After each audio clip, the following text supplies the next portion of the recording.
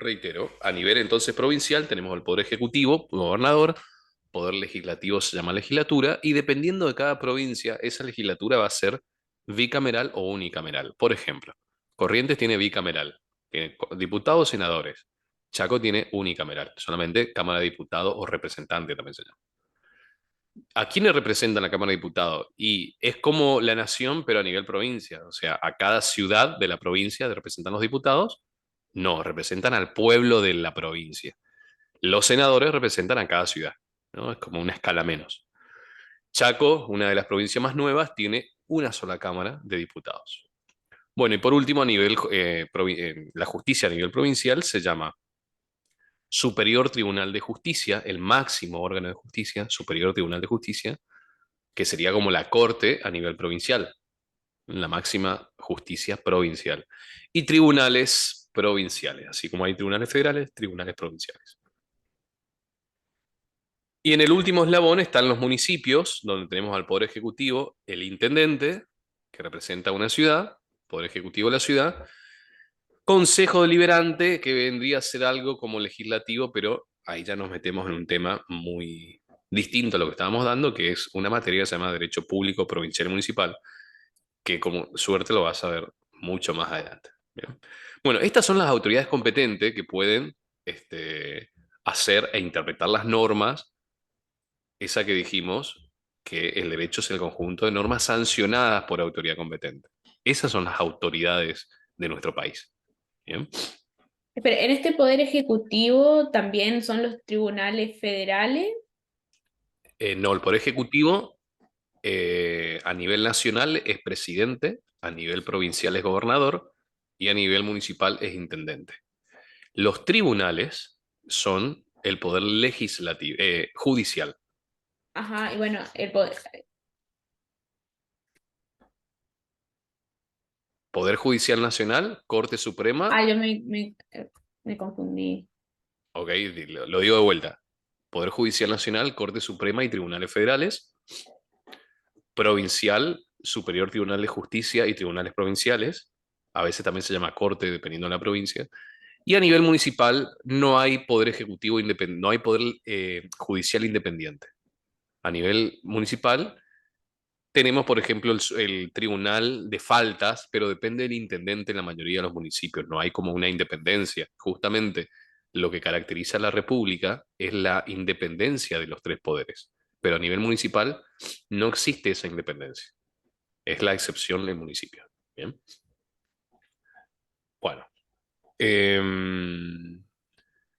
Esto es entonces que esas normas son sancionadas, vamos a hacer una ampliación e interpretadas por autoridades competentes. Son estas las autoridades.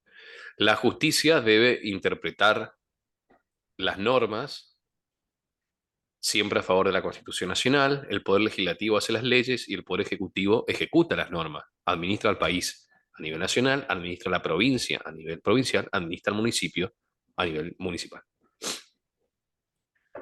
Ahora, decíamos que el derecho, desde el punto de vista objetivo, es el sistema conjunto de normas sancionadas por autoridad competente, que son estas, que son coercibles y coactivas. ¿Qué significa la coercibilidad? Algo que ahí en el otro módulo, Derechos Humanos, vamos a ver que le falta a Naciones Unidas, por ejemplo. Coercibilidad significa amenaza a una sanción. Son coercibles cuando hay una amenaza de sanción, de una pena, sanción como pena. Pues la palabra sanción también es ambigua, significa crear la ley, sancionar la ley, o sanción como castigo, ¿no? Es una palabra que significa dos cosas distintas. En este caso estamos hablando de coercibilidad como la posibilidad de que esa norma te amenace con una sanción, con una pena. Por ejemplo, si vos tenés la E con la raya, prohibido estacionar y si no te cobran una multa, por ejemplo, ¿no? Ahí está el castigo, una amenaza. Y coactivo significa la posibilidad que tiene el Estado de cumplir esa amenaza a la fuerza. Efectivamente, a través de la fuerza pública, la policía puede cumplir esa amenaza a la fuerza. Si vos tenés, por ejemplo, una, una norma en un club que dice prohibido entrar con ojotas, pero vos entrás con ojotas y no pasa nada, no es coactivo, no tiene coercibilidad. Entonces, la diferencia entre las normas jurídicas, que son las que estamos dando, normas jurídicas, las normas del Estado, con el resto de normas, los usos sociales, las normas morales o religiosas, es que las normas jurídicas tienen la capacidad de castigar a la fuerza si no la cumplís. Matás a alguien, te vas preso. O viene la policía, te detiene. No pagas el alquiler, te hace un juicio de desalojo, te desaloja. Viene la policía, te pone la cosa en la calle. No pagas una deuda, te hacen un juicio, llega a la etapa ejecutiva, te embargan tus bienes, por ejemplo, a la fuerza, te congelan tu cuenta bancaria. Ese es el castigo, es decir, la posibilidad que tiene el Estado porque tiene el poder de imperio, es decir, tiene el poder de castigar el incumplimiento de las normas. En cambio, los usos sociales, las normas sociales, uno, primero que nada, no las pone el Estado, las pone la sociedad. Por ejemplo, ir a una fiesta de 15 con corbata o saco. Bueno, el castigo será que te miren feo, qué sé yo, pero no hay un castigo distinto. Las normas morales, uno mismo se pone las normas morales, no el Estado. Y el castigo es el sentimiento que uno tiene porque se falló a sí mismo. Las normas religiosas las pone la divinidad en la que cree, no el Estado. Y el castigo las da en todo caso la divinidad, no el Estado. Esas son las diferencias, las normas jurídicas con las normas morales, religiosas o sociales. Bien. Y después dice que las normas, entonces, que este sistema de normas está para regular la conducta humana. ¿Qué significa que el sentido, lo que hace la norma es regula tu conducta? ¿Por qué? Porque si no la gente hace lo que quiere. ¿Para qué está la norma? Para regular la conducta. ¿Qué hace y regula la conducta? Entonces, tu derecho subjetivo, la palabra derecho desde el punto de vista subjetivo, tus facultades terminan donde comienzan los derechos del otro. Cuando te pasas de la raya, las normas están para poner eso justamente. Entonces, vos tenés un gran equipo de música, poner la música a todo lo que da y bueno, pero viste, molesta al vecino. Entonces están las normas de convivencia en un edificio, las normas jurídicas, que te dice que vos tenés la libertad de hacer lo que vos quieras, por supuesto. Ahora, cuando dañás el derecho del otro, bueno, ahí ya, no, entonces para eso están las normas. Eh, Vas a ver que en la facultad hay muchísimos temas, está bueno, porque en la facultad se debate mucho de política, se debate de muchas cosas porque la facultad arma congresos, conferencias, debates, charlas de temas sociales, porque salen de la facultad. Ahora, vale advertir, para algunos es una advertencia, para otros es una, una buena noticia, pero la facultad, como todo organismo estatal, no está exenta de parcialidades. Primero que nada, vas a ver que en la facultad Alfonsín es un dios, por eso siempre entra el módulo, comienza el módulo de historia con Alfonsín, hace años. Para la facultad, la aplicación de las políticas, de la geopolítica de la Agenda 2030 de la ONU es prioridad y es una política de Estado. Promocionan mucho la Agenda 2030, es decir, el cambio climático, la ideología de género, la legalización del aborto, la legalización próxima a la eutanasia y todos esos temas que muchas personas, me incluyo, estamos en contra. Pero la facultad te lo hace, te lo dice como una verdad y te alienta a creer todo eso. Bueno, para algunos te gusta, a algunos no. Ahora, siempre está el que levanta la mano o los que levantan la mano y empiezan a debatir. Y ahí vas a ver que la facultad no tiene imparcialidad. Trata de censurar, trata de callar voces disidentes a esa agenda, lo cual este, fue muy interesante mi cursado en la facultad, pasar por todo eso. Bueno, entonces, regular la conducta del hombre, ¿por qué? Hay una película que es de Tom Hanks, se llama El Náufrago, donde se cae en una isla, se cae en el agua y de un avión y vive solo 4 años en una isla. Ahí no necesitaba normas, porque estaba él solo. Se fabricó una persona con una pelota de vóley, le pintó una cara, y la parte más triste de la película, donde se arma una balsa y se le cae la pelota al océano. Bueno, se separan, pero él no necesitaba normas porque vivía solo. Entonces, el fundamento de la existencia de la norma es que la gente vive en sociedad. Y después dice, para alcanzar, o lograr la paz social y la justicia. Estos son los fines del derecho. La paz social, la justicia es el fin último, que es la justicia, la constante y perpetua voluntad de dar a cada uno lo suyo. Es el concepto universal de justicia. Eh, la distribución para algunos, la distribución de la riqueza, que es la eficiencia, etcétera. Tiene varios fines la norma. Entonces, ese es el derecho desde el punto de vista objetivo. En definitiva y de manera más corta, es la norma jurídica. Derecho es la norma. Ahora, esa norma jurídica se va a dividir, se va a clasificar, no, dividir primero, después clasificar, en dos grandes ramas. Derecho público y derecho privado. ¿Qué es el derecho público? Bueno, sabemos derecho al conjunto de normas. ¿Pero qué es el derecho público? Ese conjunto de normas que regulan las relaciones entre el Estado y los particulares. Vamos a tener una onda así. Los particulares vamos a ser los pequeños frente al Estado, que es el más grande, ¿no? Entonces, en el derecho público, el Estado actúa con algo que se llama el poder de imperio. Actúa con toda la fuerza. El Estado tiene más poder que los particulares. Dentro de esa relación, vamos a tener a la norma, a las normas públicas que van a ser el derecho, o sea, ¿cuáles son las ramas del derecho público? El derecho constitucional, el derecho penal,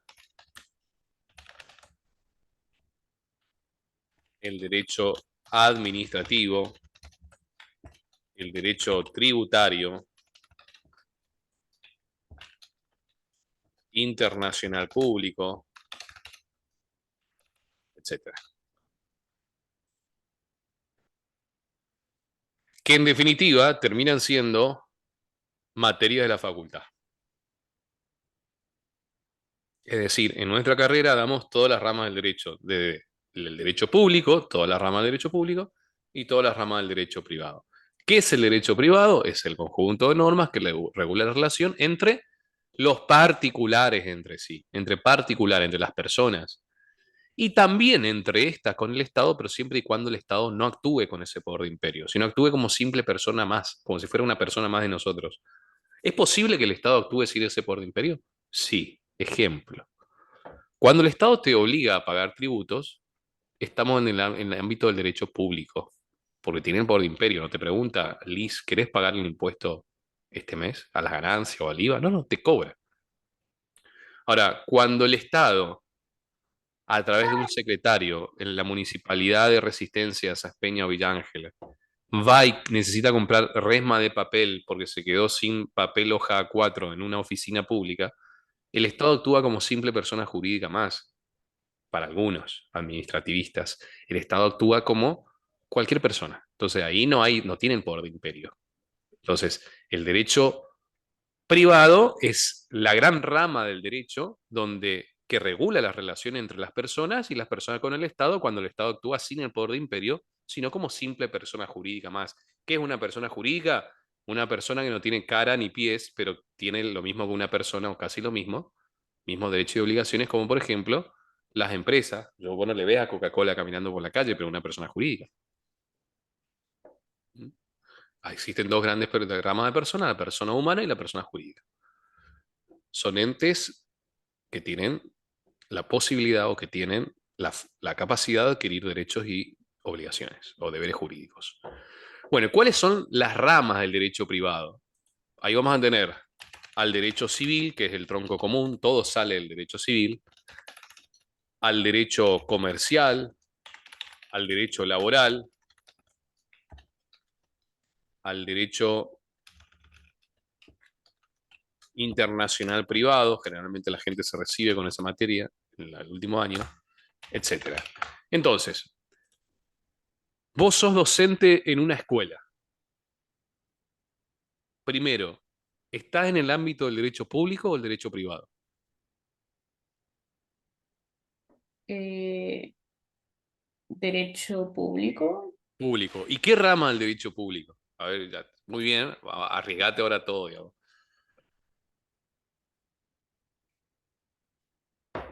Derecho administrativo. Mm, Pero en realidad, eso es lo que se me hace a mí porque faltó un dato. ¿Vos sos docente de qué escuela?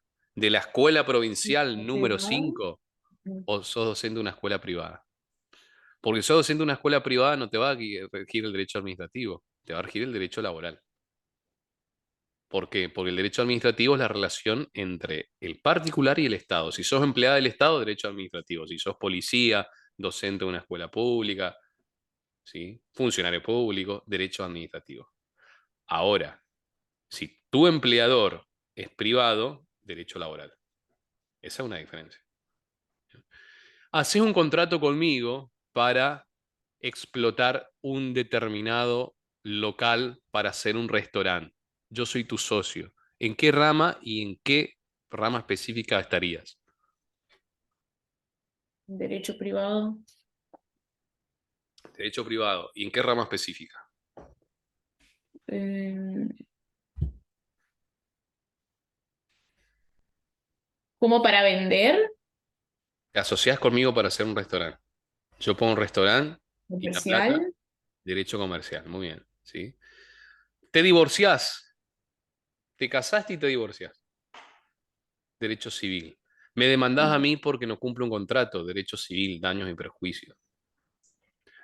Haces un sucesorio, sos abogada ya y te contratan a vos para hacer un proceso sucesorio, para llevar adelante un juicio sucesorio, ¿no? Derecho civil también. El derecho civil es el más amplio que hay. El que menos plata deja, pero el que tenemos puchito todos los días. Mm. ¿El Divorcio. derecho civil no serían todos los otros también o es una parte? El derecho civil es una parte del derecho privado, es una parte muy amplia y es del cual se desprenden con el tiempo todas las demás ramas.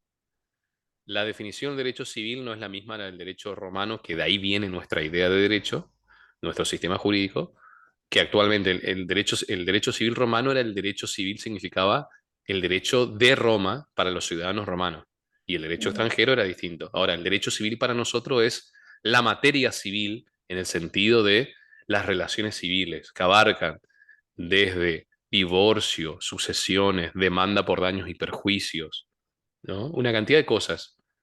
O sea, es muy amplio. Tus clientes de derecho civil, si le ejerces por ahí esa rama, te dice, vas a ser de psicóloga, va a tener un cliente que se quiere divorciar, otro que quiere tener la tenencia de los hijos, otro que quiere demandar a alguien porque no le pagó, otro que abre un juicio sucesorio porque su abuela murió y bueno, su madre quiere el juicio, quiere heredar los bienes.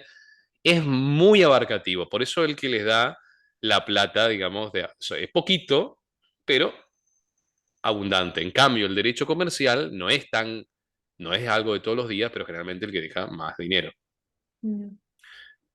Eh, Hay un profesor de navegación, de la navegación, que podríamos decir que está dentro de la órbita del derecho comercial, ¿no?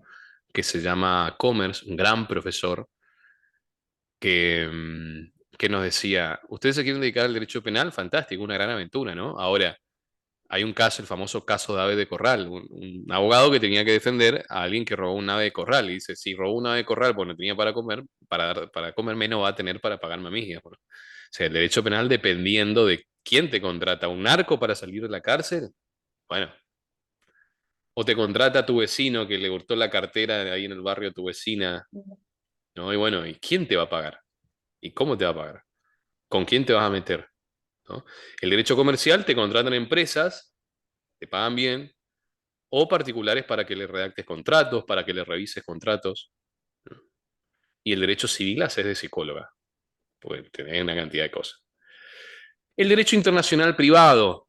El derecho internacional privado en realidad toca distintas ramas, civil, comercial, laboral. Internacional privado, privada puse, pero es privado, es cuando vos tenés un conflicto entre una persona argentina y una persona humana de otro país. No solamente un conflicto, también una relación jurídica. Por ejemplo, un español hace un contrato comercial con un argentino. Derecho internacional privado. Tenés que ver las cuestiones de derecho internacional porque no es lo mismo que cuando son dos nacionales. ¿Sí? Es muy interesante. Bueno, ¿queréis trabajar en el municipio? Derecho administrativo, la parte de legales. A ver qué es un acto de la administración, para despedir a un empleado, para contratar a un empleado, para dar las normas para dar una concesión a una empresa que explote tal cosa, etcétera. ¿Querés ver que se cumplan todos los pasos para, por ejemplo, o querés defender a alguien o a una institución en cuanto a la constitucionalidad de derecho constitucional. Por ejemplo, los constitucionalistas dicen, no, el presidente Alberto Fernández, al dictar el decreto de necesidad de urgencia de restricción, es decir, que no te mueva, que no salga de tu casa, es inconstitucional porque él no puede, en la Constitución no puede, los decretos de necesidad de urgencia, meterse con cuestiones penales, por ejemplo. Bueno, una interpretación era muy finita la cosa, ¿no? Algunos decían que era inconstitucional, otro constitucional. Eso es el derecho constitucional. El derecho condicional también protege el tema de los derechos de la Constitución. Pues en derechos humanos vamos a ver mucho derecho constitucional y derecho internacional público. Eso es derecho del módulo de derechos humanos. Entonces vas a ver que fulano de tal, en el caso de Ormejiano y Sofovich, hizo un tipo habló mal de la Virgen María en el programa de Sofovich, un Ujú. televidente vio ese programa, se sintió ofendido, le pidió al programa de Sofovich, que este famoso caso que está en todas las materias, ¿no? Le pidió a Sofovich que le dé el derecho a réplica para ir a su programa y explicar por qué la Virgen María sí ha podido quedar embarazada del Espíritu Santo y que no es una fábula. Se le rieron en la cara, judicializó el caso, se va a la corte el caso, la corte falla a favor de ese espectador, Hermejian, y aplicando el derecho a réplica. El derecho a réplica no está en la Constitución, está en un tratado internacional. Pero es un caso de derecho constitucional, por ejemplo, la libertad de expresión versus el derecho a réplica, etcétera. El derecho al honor, a la imagen, entre otras cosas. Bueno, esos son casos de derecho constitucional. El derecho penal, fulano de tal, me hurtó, cometió homicidio, abusó sexualmente de alguien, derecho penal. En nuestra materia, derecho constitucional vas a ver en dos materias, en nuestra carrera digo, el derecho constitucional vas a ver en dos materias, teoría y derecho constitucionales y constitucional de los poderes, es derecho constitucional. Derecho penal, tenés derecho penal uno parte general, derecho penal 2 parte especial. Derecho administrativo uno derecho administrativo 2 derecho tributario, derecho internacional público, tenés derecho, el derecho civil tenés en cinco derechos. Derecho privado, parte general, derecho a las obligaciones, derecho de daños, derecho de los contratos, derechos reales, perdón, eran seis, y derecho de familia y sucesiones. Todo eso es derecho civil, son seis civiles en un año por carrera, Ujú. en la carrera. Derecho comercial, tenés derecho comercial y empresario y derecho a los concursos de quiebra. O sea, el derecho comercial tenés dos materias. Derecho laboral tenés en una materia y derecho internacional privado tenés en una materia. Generalmente con esa se reciben. Todas estas son materias de la facultad. Bien. Entonces, vale de entrada saber de qué estamos hablando cuando hablamos de derecho desde el punto de vista objetivo, que se divide en dos ramas, público y privado, y que cada una de esas dos ramas tiene ramas, las ramitas, que son en Ujú. realidad materias de la facultad. Bueno, todo esto fue la palabra derecho desde el punto de vista objetivo. Ahora vamos a ver la palabra derecho desde el punto de vista subjetivo.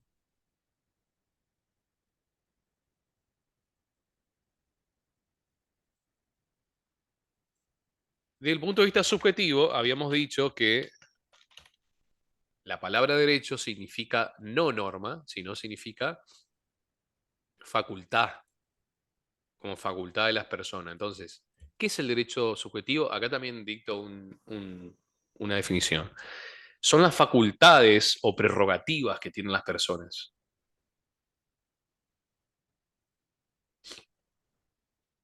Son las facultades o prerrogativas que tienen las personas para exigir de otras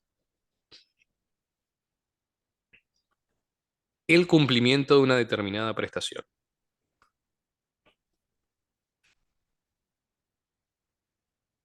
De una determinada. Prestación. Entre paréntesis, dar, hacer o no hacer. O sea, las prestaciones posibles son de dar, de hacer o de no hacer. En otras palabras, ahí ya dejé de dictar. Si yo digo, tengo derecho a la vida, puedo traducir a tengo la facultad de exigir a todos una prestación de no hacerme daño. Ujú. Cualquier frase que comienza con tengo derecho a tal cosa, se la puede llevar a este concepto. Tengo derecho, como dije, a salir este fin de semana, tengo la facultad de exigirle a mis padres una prestación de dar plata, una prestación de hacer, de dejarme, de no hacer, de no impedirme salir. Tengo derecho a un pasaje colectivo accesible. Tengo la facultad de exigirle al Estado una prestación de dar un subsidio, etcétera. Los derechos subjetivos son cinco derechos, hay cinco tipos de derechos subjetivos. O sea, los derechos subjetivos, los derechos de las personas, del sujeto, son cinco, que se van a agrupar en dos grandes categorías. La primera categoría es derechos patrimoniales. ¿Qué significa? Que tus derechos tienen valor económico. Los derechos que tienen valores económicos son derechos personales o creditorios también se llaman. Es lo mismo, personal o creditorio, es uno solo. Derechos reales. Derechos intelectuales. Ahora viene qué son cada uno de ellos. Los derechos personales o creditorios son las facultades que tiene el acreedor con el deudor. Es decir, en otras palabras, la facultad que tiene una persona para exigirle a otra una conducta determinada, ¿sí? Dar, hacer o no hacer es parecido al concepto madre, digamos, pero acá vamos a tener a un acreedor y a un deudor. No son cualquier persona. El acreedor es quien tiene un derecho, el deudor quien tiene una deuda, que debe satisfacer ese derecho. Entre vos y yo hay derechos personales.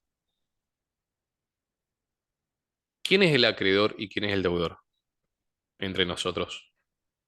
Yo soy el deudor. ¿Vos sos qué? El deudor, ¿Por qué?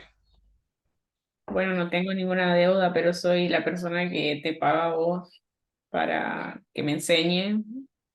O sea, Entonces, o sea que vos, muy bien, vos sos deudor, deudora porque debes pagarme, ¿sí? Y te pregunto, ¿acaso yo no estoy obligado a darte la clase? sí. Entonces también soy deudor. Era una trampa en realidad, porque Mm, en una relación jurídica puede haber un acreedor o varios acreedores y un deudor o varios deudores, o pueden ser que ambas partes sean deudores y acreedores de sí mismos. Y esto ocurre cuando la fuente de esa relación jurídica, que en este caso es un acto jurídico bilateral oneroso, un contrato, como es un acto jurídico oneroso, luego vamos a ver qué significa, ¿sí? Hay una prestación a cambio de una contraprestación. Entonces, yo tengo que hacer algo a cambio de algo. Yo me obligo a dar la clase, soy deudor de la clase y a la vez soy acreedor del precio de la clase. Y vos, viceversa, al revés, sos deudora del precio y acreedora de la clase. Bien.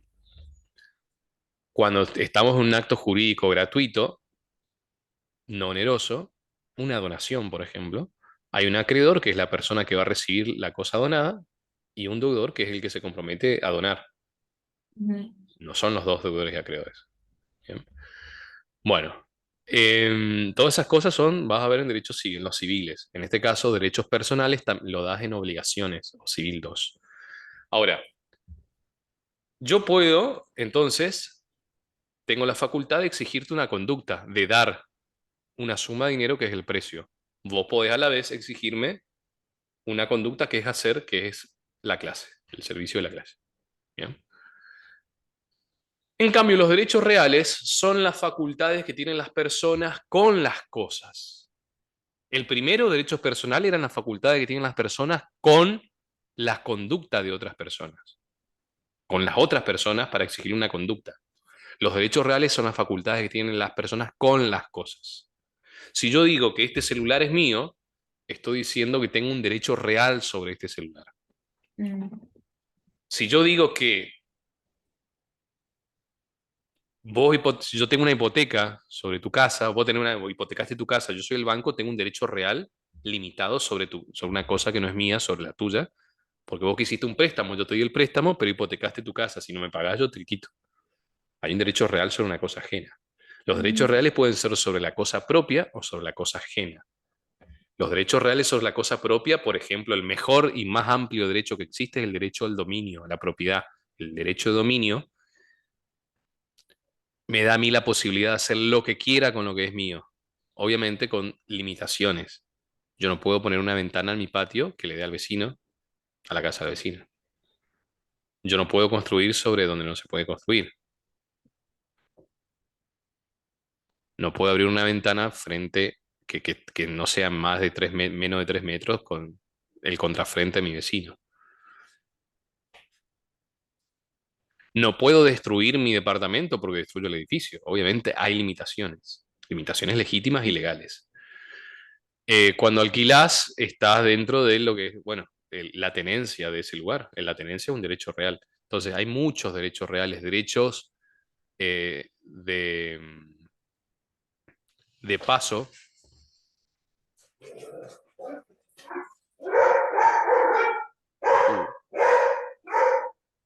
A este le enloquecen las motos.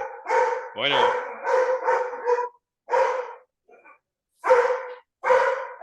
vamos a ver.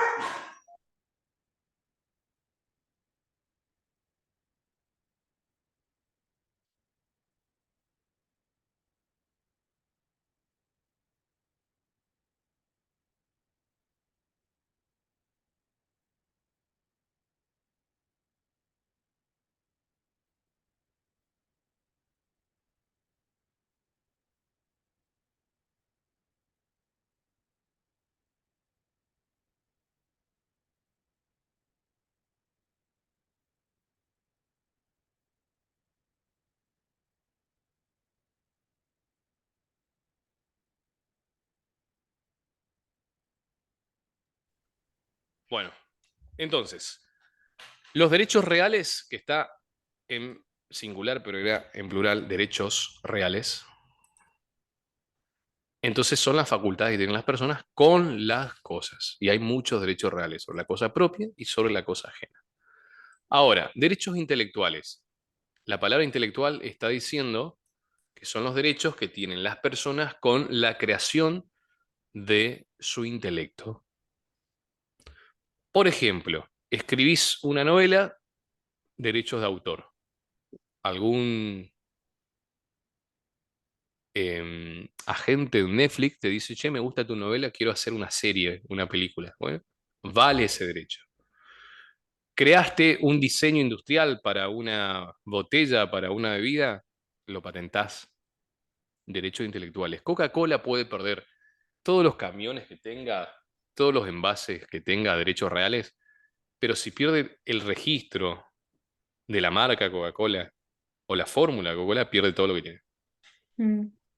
Entonces, hay veces que los derechos intelectuales son los que más valen. Derechos de autor se registra a nivel nacional y tu país, a través de los tratados internacionales, derecho internacional público, tiene también, le da posibilidad de tener respaldo en otros países. Tenemos una ley de propiedad intelectual, tenemos una cosa es derecho de autor para tus obras literarias, sean canciones, sean novelas, sea guión de una película. Tenemos derechos para proteger las marcas, ¿sí? Una cantidad de cosas. Entonces, estos tres son los derechos patrimoniales. ¿Por qué derechos patrimoniales? Porque valen económicamente. Y después están los derechos extrapatrimoniales, donde tenemos a los derechos personalísimos y a los derechos de familia. Los derechos personalísimos son también llamados los derechos humanos. Acá es donde ubicamos a los derechos humanos. ¿Qué son los derechos personalísimos? Son los derechos que tienen las personas por el simple hecho de ser personas. Son innatos, inalienables, imprescriptibles. ¿Qué significa que sea innato? Que nacen con las personas y mueren con la persona. En cambio, en los derechos personales yo no tengo un crédito con vos por haber nacido. Tengo un crédito con vos porque hicimos un contrato, ¿no? No tengo por ser persona yo la facultad de exigirte que me pagues. ¿Desde cuándo tienen los derechos de estas personas, las personas? ¿Desde que nacen? En realidad desde la concepción, Mm. hasta que mueren. Si yo te pego un tiro, ¿es una muerte natural? No, Sí. La muerte natural significa la muerte biológica de la persona.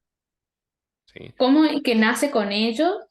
Nacen con la persona, no me refería a que nacen del nacer, sino de Sí. que comienzan su existencia. Nacen con la existencia de la persona y mueren con la muerte natural de ella, es decir, la muerte biológica de la persona. Porque antes existía lo que se llamaba la muerte civil, época colonial quizás, en la cual una persona existía, estaba viva, pero no tenía derechos. La esclavitud en Norteamérica, la persona, el negro era una cosa, no era una Ujú, persona. En América, el negro, que era esclavo, tenía derechos.